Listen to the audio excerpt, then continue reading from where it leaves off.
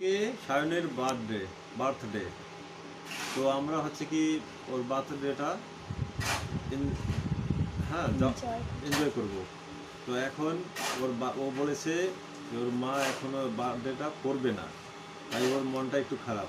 তো আমাদেরকে চকলেট খাইয়েছে, আর ও বলেছে ওর বার্থডে আজকে, আর ওর মা বলেছে ওর বার্থডে নেই আজকে।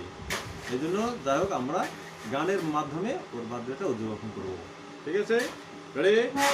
বলো happy birthday to you, happy birthday to you, happy birthday dear Sayani, happy birthday.